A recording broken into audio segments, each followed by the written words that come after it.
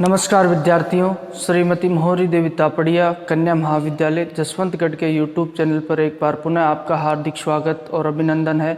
मैं प्रवक्ता चंद्र प्रकाश गुर्जर। आज की क्लास हमारी BA प्रथम वर्ष के छात्रों है तो इतिहास विषय की होगी। इतिहास विषय के दौरान अगर बात की जाए तो निरंतर प्राचीन भारत के इतिहास का हम अध्ययन करें। प्राचीन भारत के इतिहास के अध्ययन के तहत जो बात की जाए मौर्य काल को हम पढ़ रहे हैं, और मौर्य काल के तहत बात की जाए तो हमने मौर्यकालीन शासकों के बारे में जाना और उसके अलावा हम मौर्यकालीन प्रशासनिक व्यवस्था के बारे में पढ़ रहे हैं, जिसके तहत हमने पिछली क्लास में जो मौर्यकालीन आय के स्रोतों के बारे में जाना, प्रशासन से संबंधित किस तरीके से मौर्य काल में जो रेवेन्यू सिस्टम था, अगर बात की जाए कर व्यवस्था के बारे में, टैक्स सिस्टम के बारे में जाना हमने, किस तरीके से जो कर का जो संग्रहण किया जाता था और कौन कौन सी चीज़ों पे जो कौन कितना जो कर लगाया जाता था।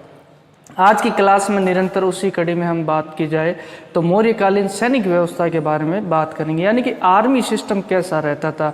अगर बात की जाए तो मौर्य काल के दौरान सैन्य प्रबंध कैसा था, सैनिकों की संख्या कितनी थी, सैनिकों के कौन कौन से डिपार्टमेंट थे, सैनिकों का जो प्रबंध किसके द्वारा, कौन कौन सी समितियों के द्वारा किया जाता। वर्तमान समय में भी तुम देखोगे किसी भी राष्ट्र के लिए उसकी जो सैन्य ताकत का महत्व होता है, और कोई भी राष्ट्र को देख लो तुम, उसकी अपनी जो अलग अलग सैन्य शक्ति होती है उसकी रक्षा हेतु। तो उसी दौरान जो बात की जाए मौर्यकालीन जो सैन्य व्यवस्था के बारे में हम आज जानेंगे। मूलतः अगर देखा जाए मौर्य साम्राज्य की स्थापना भी किसके आधार पे होती है, सैन्य शक्ति के आधार पे होती है। शुरुआती तौर में हमने देखा किस तरीके से चंद्रगुप्त मौर्य और उसके प्रधानमंत्री चाणक्य के द्वारा जो सेना को संगठित करते हुए जो नंद वंश को समाप्त करते हुए जो मौर्य वंश की क्या डाली जाती है, नींव डाली जाती है। अगर मूलतः बात की जाए तो मौर्य साम्राज्य की नींव सैन्य शक्ति के आधार पर ही डाली जाती है। और बात की जाए जिस तरीके से यूनानी जो यात्रियों के द्वारा प्लूटार्क जो है, उसके अलावा स्ट्रैबोन के द्वारा कहा गया कि ये डाकुओं का गिरोह था, और उसके अलावा जो उसने प्लूटार्क ने कहा कि 6 लाख सेना को लेकर जो संपूर्ण भारत को चंद्रगुप्त मौर्य के द्वारा रौंद दिया जाता है। आज उसी आर्मी सिस्टम के बारे में हम बात करेंगे, किस तरीके से वेतन की व्यवस्था थी, कितने जो सैनिक थे, अगर बात की जाए मौर्यकालीन सेना में लगभग कितने सैनिक थे, उसके अलावा जो अश्वारोही बात की जाए, गजारोही, हाथियों की सेना कितनी थी, पैदल सैनिक कितने थे, उनके बारे में हम जिक्र करेंगे।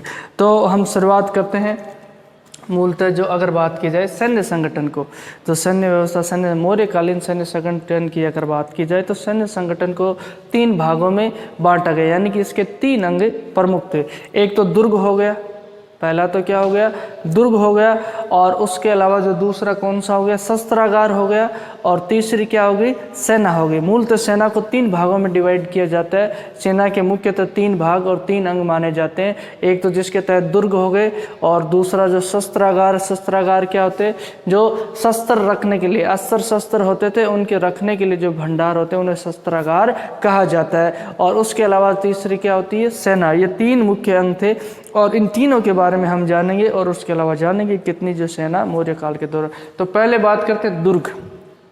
किसी भी देश के लिए जो महत्व है, किसी भी राज्य के लिए, किसी राष्ट्र के लिए अगर राजतंत्रात्मक व्यवस्था के तहत देखा जाए तो दुर्गों का अत्यधिक महत्व होता था।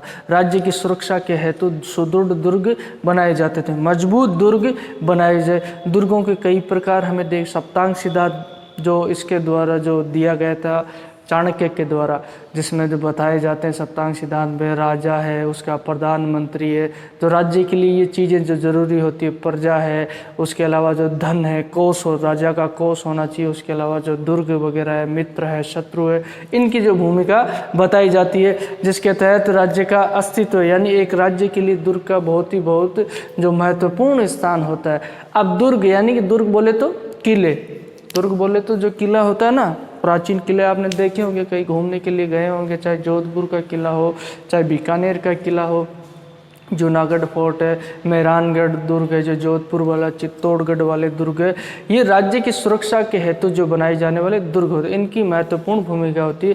तो मौर्य प्रशासन के दौरान भी दुर्गों का महत्व हमें देखने को मिलता है। तो उसी दौरान हमें कई प्रकार के दुर्ग देखने को मिलते हैं, यानी दुर्ग के भी कई टाइप्स वगैरह होते हैं, कई प्रकार होते हैं, जिसके तहत जल दुर्ग होता है। अब ये जल दुर्ग क्या होता है, जल दुर्ग की अगर बात की जाए, ऐसा दुर्ग जिसके चारों तरफ जो क्या हो, पानी हो, चारों तरफ जो खाई खोदी हुई हो, यानी कि दुश्मन से रक्षा के लिए उसके चारों तरफ जो पानी की खाई भरी हुई होती है, ताकि दुश्मन आसानी से दुर्ग में प्रवेश न कर सके। जिसके चारों तरफ क्या हो, जो किसी नदियों के संगम पे जो बनाया जाता था, अगर बात की जाए तो उसके चारों तरफ जो नहर की तरह एक बड़ा सा जो क्या खोद दी जाती, खाई खोद दी जाती और उसमें पानी भर दिया जाता। उसे क्या कहते हैं, जलदुर्ग कहते हैं। गिरि दुर्ग, गिरि दुर्ग की अगर बात की जाए, गिरि यानी जो शिखा होती है, पर्वत होता है, पर्वत के ऊपर जो पहाड़ों के ऊपर जो दुर्ग बनाया जाता है, पहाड़ों की चोटियों के ऊपर जो सुरक्षा के लिहाज से जो सुरक्षित होता है दुश्मन से। और उसी दौरान जैसे तुम देखोगे चित्तौड़गढ़ का दुर्ग है, मेहरानगढ़ का दुर्ग, ये पहाड़ों की श्रृंखलाओं पे बनाए गए, पहाड़ों की चोटियों पे बनाए गए, इससे क्या दुर्ग को दुश्मन से बचाया जा सके। तो गिरि दुर्ग है, मरुदुर्ग है। मरुदुर्ग अगर बात की जाए तो जो मरुस्थल में बने हुए दुर्ग है, जैसे कि तुम देखोगे जैसलमेर वाला दुर्ग क्या है, मरुदुर्ग है। तो यानी जो मरुस्थल में बनाए गए दुर्ग है वो मरुदुर्ग कहलाते हैं। उसके अलावा वन्य दुर्ग जो वनों में बनाए जाते हैं उन्हें क्या कहा जाता है, वन्य दुर्ग। और उसके अलावा जो स्थल दुर्ग जो सीधे साधे जो मैदान में बनाए जाते हैं उन्हें स्थल दुर्ग। इस प्रकार के दुर्गों का अस्तित्व और हमें देखने को मिलता है मौर्य काल के दौरान। और इनकी सुरक्षा के पर्याप्त और पुख्ता इंतजाम किए जाते हैं दुर्गों में। अगर मान लो किसी दौरान जो शत्रु के द्वारा आक्रमण कर दिया जाए और शत्रु सेना द्वारा दुर्ग में, ऐसे दुर्ग को जीतना कोई आसान कार्य नहीं होता था, मामूली कार्य नहीं होता। अगर शत्रु के द्वारा चारों तरफ से घेर भी लिया जाए तो दुर्ग में सारी व्यवस्था होती थी।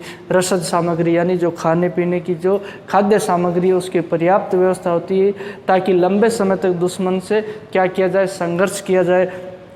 दुर्गों में तुम देखो कि बड़े बड़े दुर्गों में जो ऐसे क्या है, बोने के लिए जो बात की जाए बड़े बड़े खेत भी यहाँ उपलब्ध होते हैं। और उसके अलावा जो बात की जाए तो पीने के पानी के स्रोत वगैरह सारी व्यवस्थाएं दुर्ग के अंदर होती थी।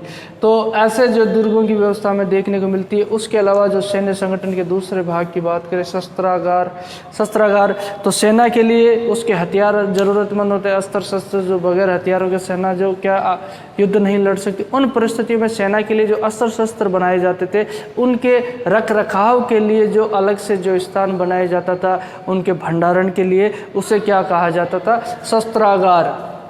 जहाँ सारे अस्त्र शस्त्र रखे जाते थे, शस्त्रागार जहाँ शस्त्रों का निर्माण सेनाओं के लिए किया जाता था। और इस शस्त्रागार का प्रबंध किसके हाथ में होता था, जो अधिकारी होता था आयुधागाराध्यक्ष, यानी जो आयुधागाराध्यक्ष होता था उसकी देख रेख में सारे अस्त्र शस्त्र रहते। तुम देखोगे सैनिकों को राज्य की तरफ से अस्त्र शस्त्र उपलब्ध करवाए जाते थे। तो इनकी देख रेख किसके द्वारा की जाती थी, आयुधागाराध्यक्ष के द्वारा की जाती थी। तो ये दो भाग हो गए सैन्य संगठन के। उसके अलावा तीसरा भाग क्या होता है, सेना यानी आर्मी। सैनिकों की संख्या, एक तो दुर्ग हो गया, दूसरा शस्त्रागार हो गया, पहला प्रथम दुर्ग, दूसरा शस्त्रागार और तीसरा सेना। यानी कि आर्मी की बात की जाए, सैन्य बल सैनिकों की संख्या कितनी होती थी, कौन कौन से सैनिक होते, जिसमें घुड़सवार कौन से होते थे, अश्वारोही जिसे कहते हैं, उसके अलावा जो गज सवार है, गजारोही जो हाथियों का संचालन करने वाले, पैदल चलने वाले सैनिक, अलग विभिन्न प्रकार के जो सैनिक होते, सैनिकों की श्रेणियां होती थी।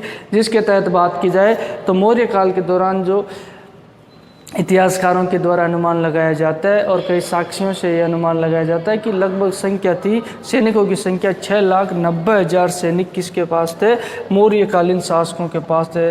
अगर बात की जाए प्लूटार्क के द्वारा भी कहा जाता है कि 6 लाख सेना लेकर जो संपूर्ण भारत को जो इसके द्वारा चंद्रगुप्त मौर्य के द्वारा रौंद दिया जाता है। और चंद्रगुप्त मौर्य के द्वारा जो मौर्य साम्राज्य की नींव किसके आधार पर डाली जाती है, सेना के आधार पर ही डाली जाती है। तो सेना की संख्या में 6,90,000 देखने को मिलती है, जिसमें पदाती बोले तो पैदल चलने वाले जो सैनिक हैं, जो अस्त्र शस्त्र जैसे तलवार के माध्यम से, भाले के माध्यम से युद्ध लड़ते हैं, उनकी संख्या थी, पैदल सैनिकों की संख्या थी 6 लाख।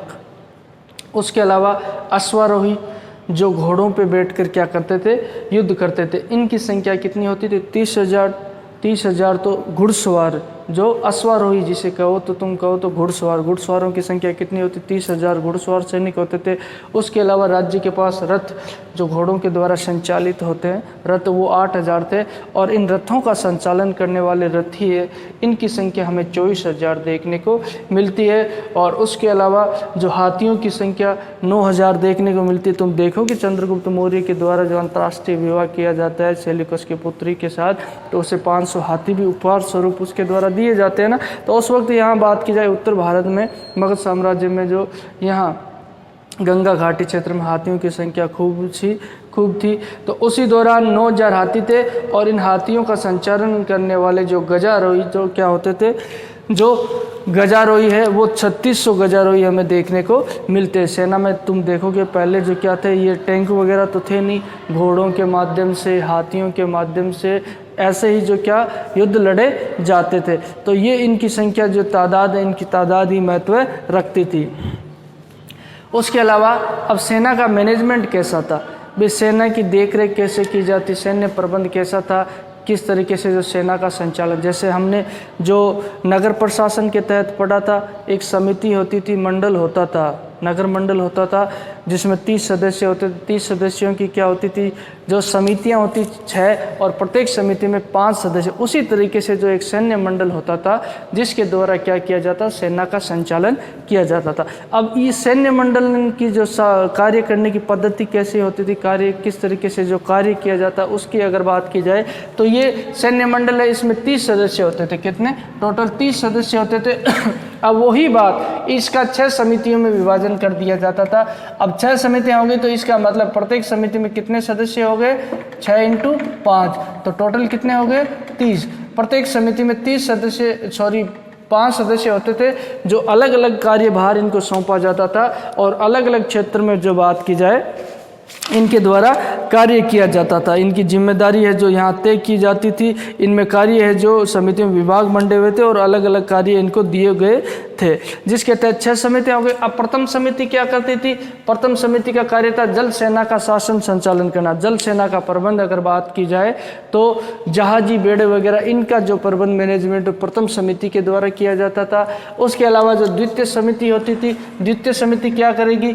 सैन्य सामग्री व रसद का प्रबंध। युद्धकालीन परिस्थितियों के दौरान अगर बात की जाए सेना के लिए जो खाने पीने के सामान की आपूर्ति है, उसके अलावा अस्त्र शस्त्रों की आपूर्ति है, ये कार्य किसके द्वारा? द्वितीय समिति के द्वारा किया जाएगा। उसके अलावा तृतीय समिति होती थी। अब तृतीय समिति क्या करेगी? जो पैदल चलने वाली सेना है उसको जो इंस्ट्रक्शन जारी करेगी, बात की जाए दिशा निर्देश उसके द्वारा जारी किए जाएंगे। उस पैदल चलने वाली पैदाती सेना की व्यवस्था उसके द्वारा तृतीय समिति के द्वारा की जाएगी। ऐसे क्वेश्चन पूछे जाते हैं प्रतियोगिता परीक्षा में। अगर तुम बात करो कि तृतीय समिति के द्वारा जो क्या कार्य किया जाता, तो पदाति सैनिक की व्यवस्था किसके द्वारा? तृतीय मौर्य काल के दौरान तृतीय समिति के द्वारा कौन से कार्य किए जाते थे। तो ऐसे ऑब्जेक्टिव टाइप के क्वेश्चन पूछे जा सकते हैं। उसके अलावा जो चतुर्थ होती थी समिति, उसके द्वारा अश्वारोहियों जो घुड़सवार है, अश्वारोही उनका प्रबंध है, उस सेना का प्रबंध जो चतुर्थ समिति के द्वारा किया जाता था। उसके अलावा जो पंचम समिति होती उसके द्वारा क्या किया जाता था? रथ सेना का प्रबंध किया जाता था। जो रथ सेना होती उसका प्रबंध पंचम समिति के द्वारा। उसके अलावा षष्ठी जो छठी समिति होती थी उसके द्वारा जो हस्ती सेना, हाथियों की सेना होती है, उनका प्रबंध किया जाता था। तो ये अलग अलग कार्यों का विभाजन जो 6 समितियां होती थी उनमें कर दिया जाता था। इसके अलावा अगर बात की जाए तो इनके लिए जो सैलरी सिस्टम होता था, वेतन की अगर बात की जाए तो ये सैनिकों को, मौर्यकालीन सैनिकों को नियमित रूप से जो क्या दिया जाता, नगद वेतन दिया जाता था। और उसके अलावा जो उनके लिए जो अस्त्र शस्त्र का प्रबंध है जो राज्य की तरफ से किया जाता था, राज्य ही उन्हें लड़ने के लिए जो तलवार वगैरह देता था, ढाल वगैरह उनके द्वारा भाले वगैरह उपलब्ध करवाए जाते थे। उसके अलावा अश्वशाला बनाई जाती थी। अश्वशालाएँ किसके लिए? जो घोड़ों के रहने के लिए जो स्थान होता है उसे क्या कहा जाता है? अश्वशाला कहा जाता है। और उसके अलावा जो पील खानों का उल्लेख हमें मिलता है। पील खाना कौन सा होता है? जो हाथियों के रहने के लिए जो जगह होती है, स्थान होती है, बनाया जाता है, उसे पील खाना कहा जाता है। तो कई अश्वशालाओं और पील खानों का निर्माण भी हमें देखने को मिलता है मौर्य काल के दौरान। और उसके अलावा जो घायल चिकित्सा, जो युद्ध काल के दौरान अगर बात की जाए, किसी युद्ध और लड़ाई के दौरान सैनिक घायल हो जाते थे, उनके लिए भी जो चिकित्सा व्यवस्था, उत्तम चिकित्सा व्यवस्था की जाती थी। तो उसके अलावा जो सैन्य प्रबंध हमें देखने को मिलता है, चंद्रगुप्त मौर्य की सैन्य प्रबंध की अगर बात की जाए तो चंद्रगुप्त मौर्य का सैन्य प्रबंध जबरदस्त और सुसंगठित हमें देखने को मिलता है।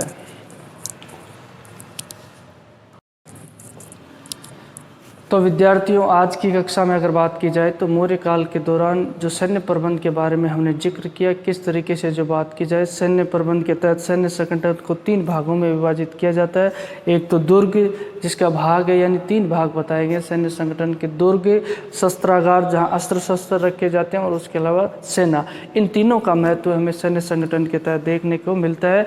और मौर्यकालीन सैन्य संगठन की बात की जाए तो हमें चंद्रगुप्त मौर्य का सैन्य संगठन काफ़ी सुसंगठित देखने को मिलता है और अच्छा खासा प्रबंध हमें देते हैं। हम देखेंगे कि सैन्य शक्ति के आधार पर ही मौर्य साम्राज्य की नींव रखी जाती है, मौर्य साम्राज्य की स्थापना होती है अंतिम धनानंद जो नंद वंश का शासक होता है उसकी हत्या करके। और उसके अलावा जो दुर्गों के कई टाइप हमें देखने को मिलते हैं, जल दुर्ग है, जो स्थल दुर्ग है, जो गिरि दुर्ग है, यानी कि पर्वत दुर्ग जिसे कहा जाए, पर्वतों पे जो बने हुए दुर्ग होते हैं, मरु दुर्ग है, तो ये दुर्ग वगैरह है। उसके अलावा शस्त्रागार है, जो आयुधागार अध्यक्ष के नेतृत्व में जो उसके द्वारा देख रेख की जाती थी। और उसके अलावा जो सेना का प्रबंध है, जो एक सैन्य मंडल के द्वारा किया जाता था, यानी सेना की देख रेख का कार्य, सारा मैनेजमेंट प्रबंध का कार्य सैन्य मंडल के द्वारा किया जाता था, जिसके तहत उस सैन्य मंडल में 6 समितियां होती थी। और उन 6 समितियों में, यानी जो प्रत्येक समिति में 5 सदस्य होते थे, इसका मतलब जो सैन्य मंडल में टोटल 30 सदस्य होते हैं, उनके जो अलग अलग कार्य हमें देखने को मिलते हैं, जिनके द्वारा अलग अलग कार्य किए जाते थे, उनको अलग अलग कार्य सौंपे जाते थे। और नगद वेतन की व्यवस्था हमें देखने को मिलती है। अस्त्र शस्त्र राज्यों की तरफ से जो उपलब्ध करवाए जाते हैं, अश्वशालाएँ, पील खानाओं का निर्माण जो करवाया जाता था, ये मौर्यकालीन जो सैन्य प्रबंध हमें देखने को मिलता है। तो बोलिए, यहाँ तक आपको कोई चीज़ समझ में नहीं आई है, किसी तरह की समस्या हो, शंका हो, तो आप निसंकोच पूछ सकते हो। जो अपने पास शैक्षणिक व्हाट्सएप ग्रुप का जो प्लेटफॉर्म अवेलेबल है, उसके माध्यम से आप अपनी बात मुझ तक पहुँचा सकते हो। तो आज की क्लास के लिए बस इतना ही, और सभी विद्यार्थियों का एक बार पुनः बहुत बहुत धन्यवाद।